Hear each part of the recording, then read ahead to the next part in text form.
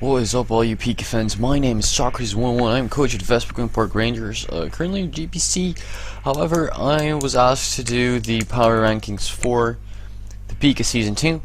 That's what we're doing today. This is week 1, so I wasn't here for the post-draft power rankings. However, I'll be doing the power rankings from now on every single week. And maybe I'll ask you guys to join me if there are anyone who would like to do this with me. Please notify me in the comments below, and I will contact you if I'm interested.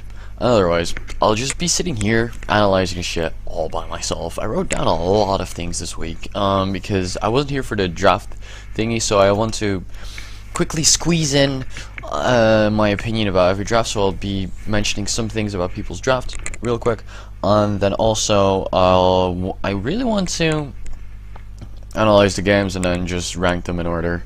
So without any further ado, I'd like to jump in with number 12. My number 12 for this week is I hate doing number 12 because you always have to put someone there and you're like, I don't want to be an asshole, but oh well.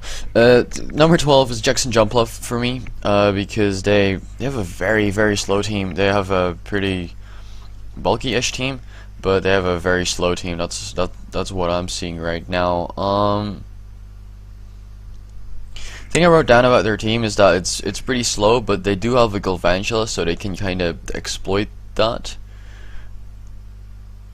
So they can just throw on sticky web, but that's also pretty easy to get rid of.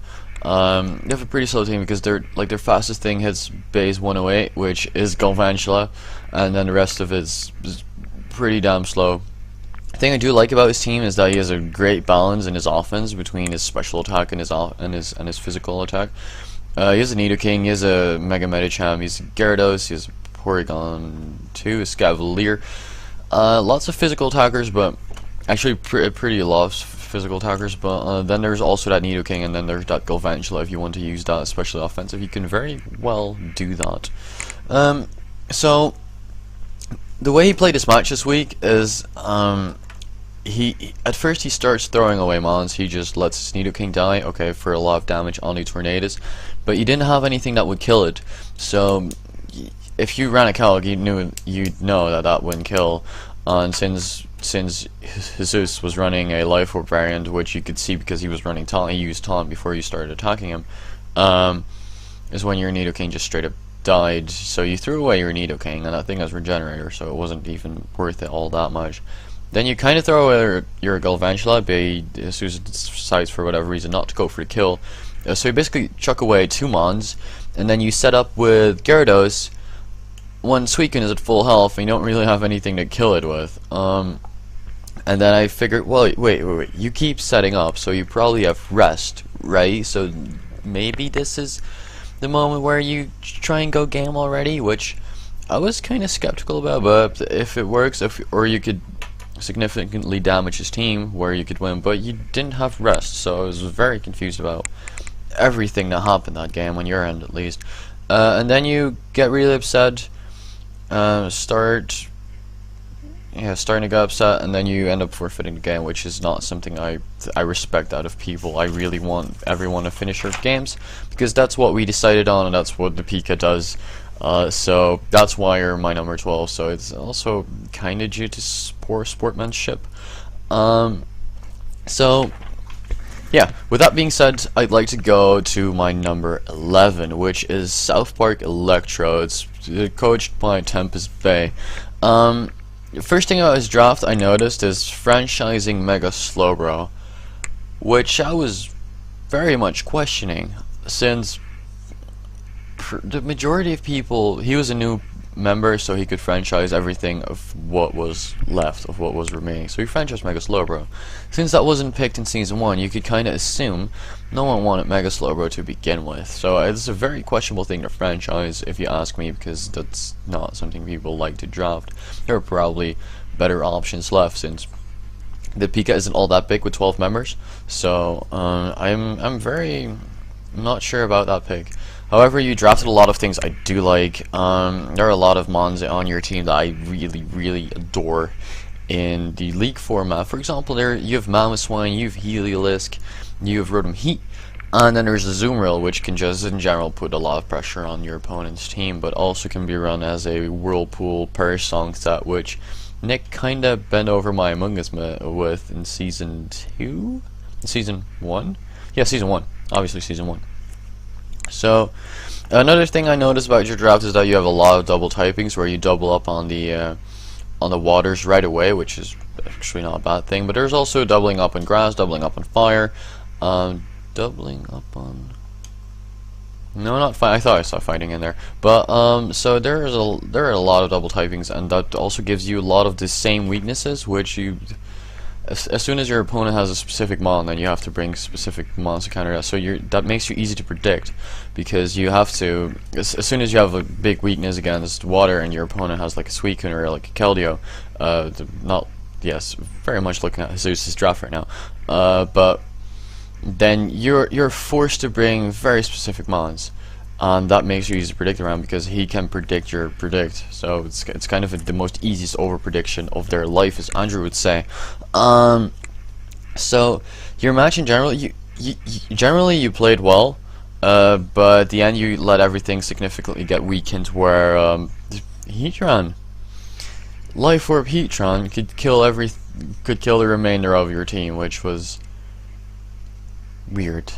And then you didn't EV your Mammoth Swine too. You didn't actually run a lot of calcs. You didn't. Well, maybe you did, but it didn't show throughout the game. So that's all I'm saying. We didn't talk, so maybe that's the thing. Another thing I noticed, I feel like I'm personally attacking people, but the thing also why you're not all that high up my list is because you tend to lose yourself sometimes when you're playing, because you get kind of hot-headed and you start to lose yourself and then you just give up. So that's also a thing why you're not all that high up my list. But as soon as you can keep that small issue under control, then you're probably going to do fine, and you're going to end up a lot higher on my list throughout the remainder of this league. My number 10 is actually the last, the DMR Shadow Absols. They ended last season. They got one win against the Birkenstead Bastiodons throughout the entire season.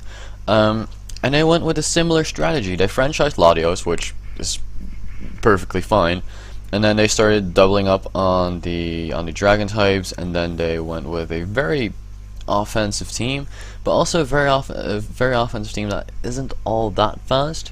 And then he snatched two random bulky things which share a common weakness, which is grass.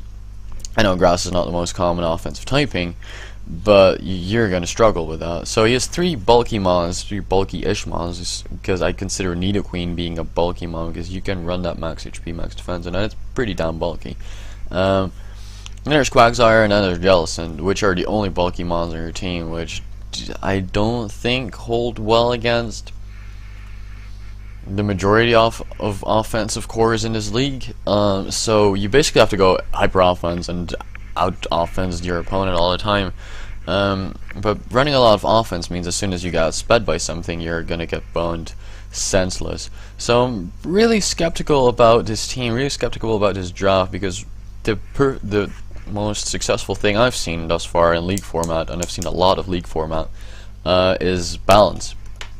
You want to be able to stop the majority of things that your opponent brings, or actually everything your opponent brings, but that's sometimes impossible, because there are so many variety of things and you only have a limited set of mons.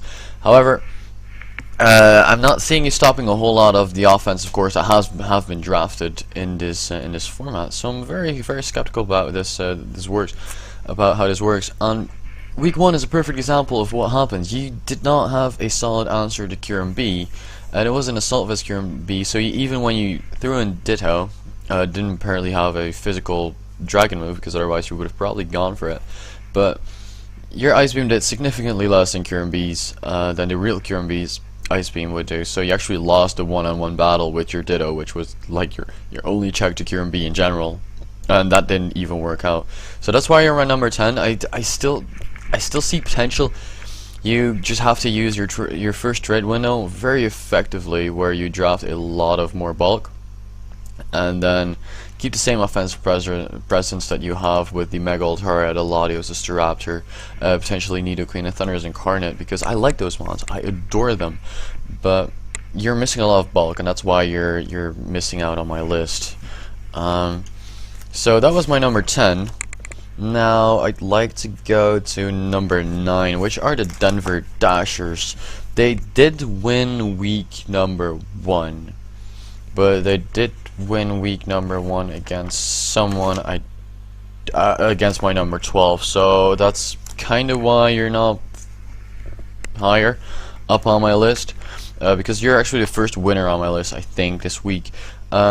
But when I took a look at your team, because I went over every single team really briefly, you have a whole lot of wall breaking potential. There is Mega Lopunny, Great Lake Game Cleaner, just Keldeo, Dragology, the bulk of Suicune, bulk of Tangrowth.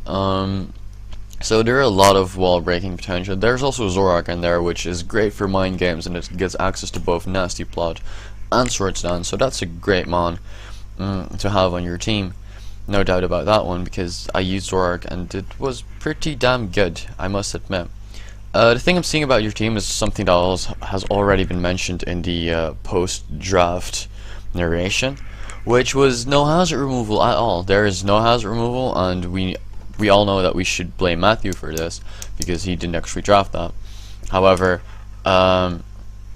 apart from that you only have one form of that you have no hazard removal, is that you have only one guy in your entire team that can set Stealth Rocks, which is Regirock, which you're not going to be bringing every single week. And then you also have nothing that gets regular spikes. You have Dragology, which can bring Toxic Spikes, but I do think the Choice Spike set in general is more effective. I've run Toxic Spikes on my Dragology in the MBL Season 1, which could be really good.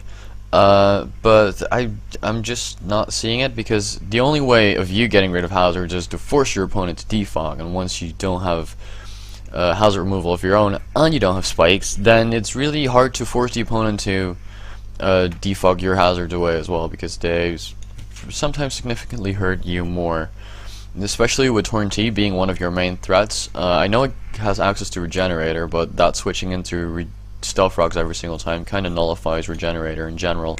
So those are things I'm very wary about on your team. And then we're gonna go into your match, because I saw a lot of things, and you ran insane speed and offense, which was your team already outsped his entire team, and then you decided to run a Tailwind Suicune. The Suicune set was just weird. There was,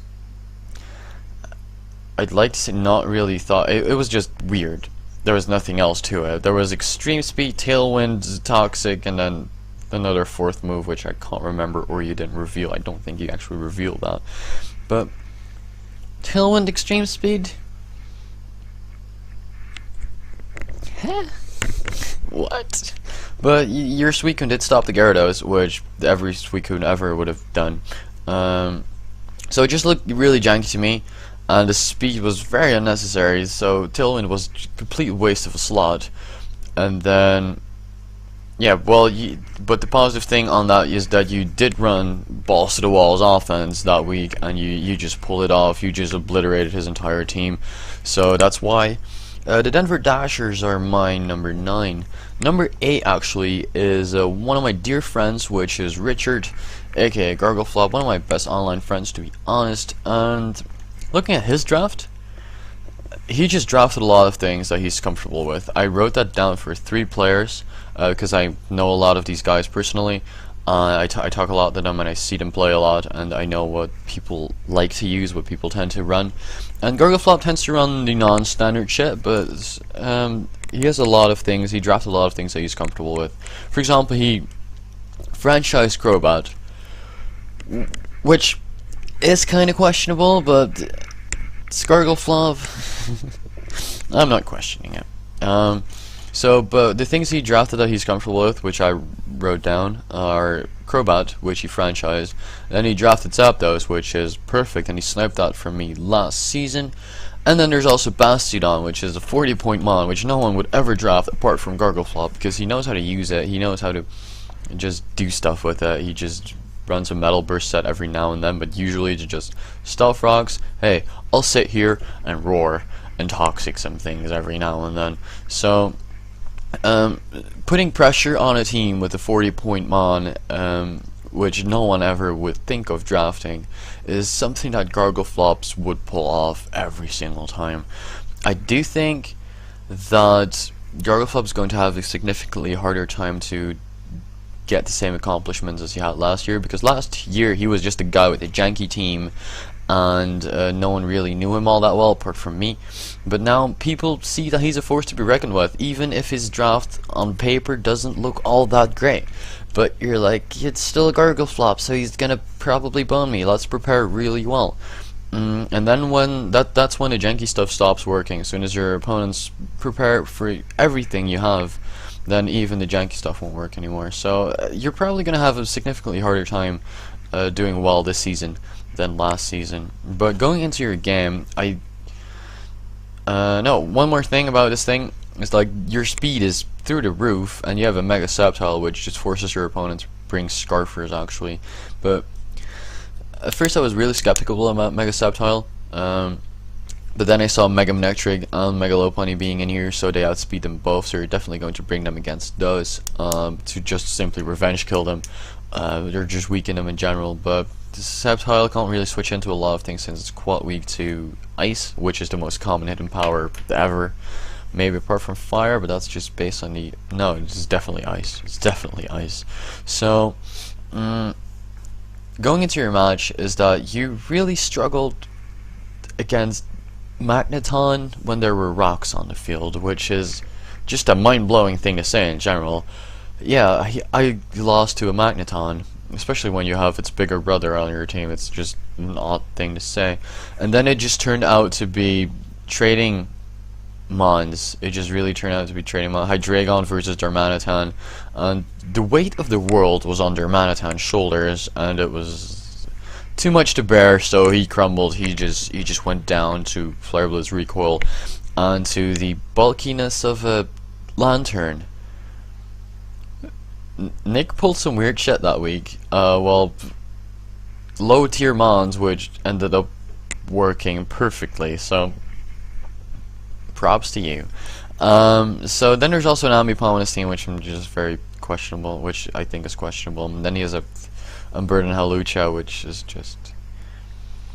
Because you don't have enough speed already, let's just throw an Hawlucha in there as well, which made no sense in my head. But I'm very sure that Gargleflop will do fine this season, but he's gonna have, as I said, a significantly harder time. That's why he's my number 8 and not actually higher up on this list, because it's kind of where I would usually put him, judging from these teams. So I'm just trying to find my number 7, but I did actually find him. Number 7 for this week is going to be Middle Earth McMortar. Let me just check real quick how long this has been. 18 minutes. Okay, cool. Middle Earth McMortar, coached by Science Guy Josh. Looking at his draft, he is just a great offensive core with Kyurem Black, Mega Manectric, Excadrill, and then there's also a Talonflame in there. He has a Rotomoa in there, which I just adore, which is Javier Lawnmower. And then another thing I wrote down is that his draft is significantly more balanced, a lot more balanced than it was last season. He also decided, you know what? I'm actually going to get some hazard control this year, this season. So he got Excadrill, which is kind of his only way of getting rid of hazards, but you don't really need more than an Excadrill, because that allows you to keep your hazards on their side of the field while you can get rid of your hazards. Thing I saw in a game though, well, the other thing I wrote about is his draft, or basically his playstyle. Last season I noticed a couple of things about Josh and the Middle Earth McMortar, is that sometimes when they have a game, or I think they should have a game, and they still manage to throw it away. Which is why he's my number 7 and actually not actually higher up on my list. Because, and a perfect example was in the match of week 1, where he revealed that his Excadrill was Choice Scarf. He locked himself in a rapid spin, allowing Mega Altaria to set up the +1. which is a dangerous game you're playing. I know you had to check to it, but I don't think it was worth it.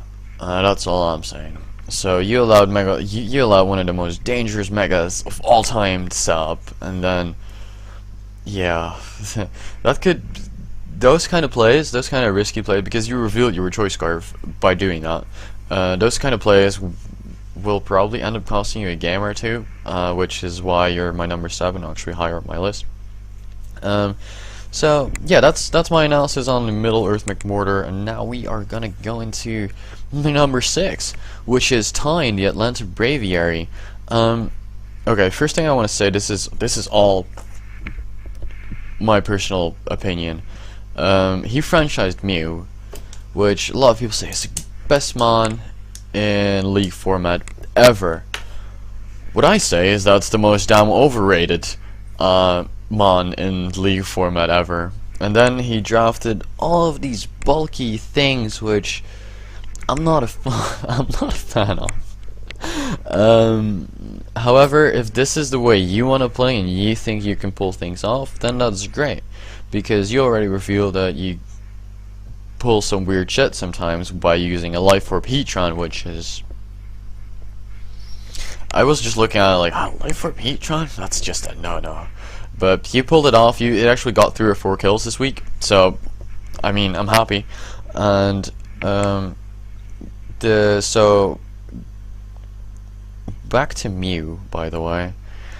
Looking at your team, looking at your entire team, you have one other way of hazard control, and that's magic bouncing Sableye. So let's say you don't bring Sableye, or you're not Mega yet, or whatever. You force Mew into the defogging role almost every single week, which is not what Mew's for. As soon as you want to run Mew, you need at least one other defogger or rapid spinner, because that allows Mew to run more diverse sets. And I think Mew is easily checked by things that once you figure out its set, it's pretty easy to counter. It's pretty easy. You always should have something on your team to counter or just wall that specific Mew set. I think that's how Mew works, and I don't think it's all that hard to get around. Things I do like about your team is that you have a very good Wish Passer in Vaporeon, very good Heal Beller as well. I just like the Vaporeon on your team. It just fits really, really well. And then I'm looking at Noivern, which is, a lot of people would probably be very looking at Noivern. That's a Noivern there, that's odd. But I'm looking at your team, and I think that actually fits perfectly, because it outspeeds everything in this world apart from like Mega Lopunny and Mega Manectric, and obviously Gargleflop's Mega Sceptile, which apparently works now. It starts to work more and more in my head. You probably give this more thought than I give him credit for. But yeah, I like Noivern. You used the Life Orb set. You were basically using a team this week that was killing itself, but you killed the opposing team faster than you were killing yourself, so that's good. I like offense. I'm also really looking forward to seeing a Belly Drum Chestnut. Maybe even like a Trick Room-ish team, because Mew gets Trick Room, Cresselia gets Trick Room, and you have a lot of slow things. And then you chucked in a Stoutland, which is just great as your tier 5 pick, because no one without an Hippowdon would draft Stoutland, so for your tier 5, that's just really good. So we're just gonna see how Waffles, as Miguel would say, is actually going to do. And I'm just really looking forward to your future matches, and hopefully we can keep you here, or maybe even move you up a couple spots. But this is probably as high as you'll go, but I'm really looking forward to you proving to me that you're definitely worth this spawn. And yeah, the more I'm looking at this draft, the more I start to like it. I'm just happy that I don't have to face it. That's all I'm saying. So about your game, you kept your win condition alive very much, and you decided, you know what, okay, he has an Azu, which is like the biggest threat to my team, but he can't lock himself in a player off, because then I'd just chuck in my Heatron and start getting kills, because he had nothing to switch in on the Life Orb Heatron. And then there was also Chestnut, so he couldn't actually, okay, once he brought in his Azu on your Heatron, he couldn't actually just click Waterfall, because as soon as you'd go into Chestnut, then he was powerless, and he already revealed pretty early on by killing your Cresselia with a knockoff that he was definitely choice banded. So those are things that you did really well, and that's why you are my number 6. Going to number 5, which is Philly Shuckles, or Philadelphia Shuckles. I thought the team was overwhelming. It was very well constructed. I just wrote down rain team which doesn't require rain dash perfection. That's what I wrote down. Because that's kind of what I'm seeing. You have a Politoed, which, yeah, and a lot of mons function better with that. For example, Tornadus Incarnate and Jirachi in general just functions really well in rain. That allows you also to bring a Thunder, Water Pulse kind of ish Jirachi. So yeah, I'm really liking. There's also King Jira on your team, which is benefits from that a lot. But you don't actually need to bring Politoed because every single mon on your team functions well enough without rain. Rain just gives it a boost, but you don't have to bring it, so you can actually catch your opponent off guard with that. The only thing I wrote down that I don't like about your team is Flygon. Your only way of getting rid of hazards, of getting rid of your only form of hazard control is Flygon. So you wasted 60 points, and every single time you want hazard control is when you need to waste a slot on a Flygon and give a defog. You force it into the defogging role, so you can't even bring like a. Well, you could bring a choice card and as a late game cleaner, but then you're going to be choice logged into defog. Isn't going to be great. So I'm very skeptical. No, I just don't like it. I just don't like Flygon on this team because it's probably like probably a last turn pick where you realize, wait, no hazard removal. What do I do? Oh, Flygon's left. Oh, balls. Let's just go with it. That's probably how it went. I wasn't there for the draft, but that's kind of how I assumed that it went down. So what I saw about your match is that you played one of the best teams in the league, and he had switch-ins for everything. But even though that was the case, you tried to when you were down, you kept over-predicting, you kept putting pressure on your opponent's team, which was something I loved seeing. So that's why you're actually pretty high up my list. I really like your team. Even though you lost, you're still my number 5 because I like your team, and the way you played was with a big set of testicles, and you just kept a lot of offense pressure going. So yeah, my number 4 is also a team that lost, and I actually lost pretty badly. So I know these players really well, and just judging them on one game feels harsh. So yeah, otherwise George would have probably been higher up on my list, but my number 4 indeed is going to be the Toronto Tarantrums. And this is the second guy I wrote down, like he drafted a lot of mons he's comfortable with, 2nd out of 3. For example, he franchised Heracross, which is acceptable, and then he went with Victini because, well, everyone ever is going to be comfortable with Victini, but he also loves Porygon set, which is something he drafted. And then there's Tyrantrum in there, Registeel just to pair up, just to have a nice bulky thing in there that can chuck rocks at the opponent. Just a nuisance in general, slowing things down, allowing Victini and Heracross to late game sweep. So then he has 2 fairy types, which I'm very fond of actually. He has Gramble in there, which had a great nickname. It was such a typical Mariner nickname, calling that thing Bully. But the only thing I'm looking at your team which I don't like is Luxray, because it makes no sense. But you probably wanted a Volt Switcher, which you didn't have just yet. Maybe a bulky Luxray can work out somewhere. I have no idea. I've yet to see it, but hopefully you can prove me wrong and that Luxray is an absolute beast. Your game against Robotnik, you did get hacked a lot, but it was honestly the most enjoyable game to watch this week for me, because it was a very offensive game, and they were trading mons very effectively, where Robotnik had no switch-ins for Choice Specs Porygon Z, and George didn't have any switch-ins for Diggersby, because there are no switch-ins for Choice Band and Diggersby.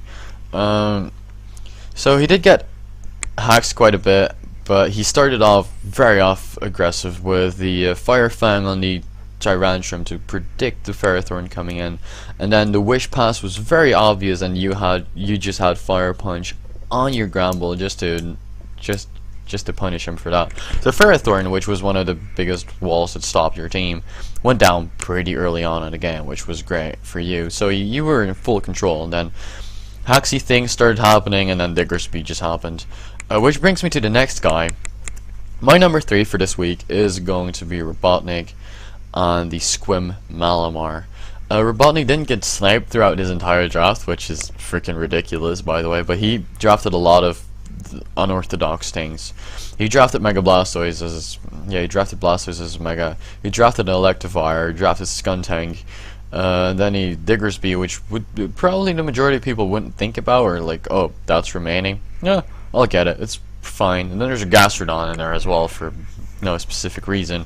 So yeah, there are a lot of odd things on your team, but I know Robotnik, and I know that he can pull it off. And he just feels more comfortable with unorthodox things than actually the nice and standard .jpeg Landers Therian, which is running around everywhere right now, and he just despises that thing. So his team he feels very comfortable with his team. So there's the third guy and the last guy I'm going to say that about, and he has great synergy. His entire team is great synergy. He's a very Dragon Steel core, and he also has a Water, Fire, Grass core on there. As Arcanine, he used it very good in week 1 to completely shut down Victini, because Victini can't do shit to Arcanine. So that's what he did. And then the only reason he won is because he has a Diggersby. Mariner had no switch into Diggersby, just couldn't stop it, and that's why he won. So yeah, props to Robotnik, and I'm really looking forward to seeing your future matches. That's all I'm saying. My number 2 versus my number 1, it was basically a coin flip, and because I didn't want to make him feel too cocky, I put Nick in my number 2 spot. I was looking at his draft. I was looking at Nick's draft, and I really wanted to say something about it. Something negative about it. I just can't find it. The only thing I was looking at, Magneton, really? But he approved week 1 that Magneton can put in a major shift against someone's team if they don't prepare for it.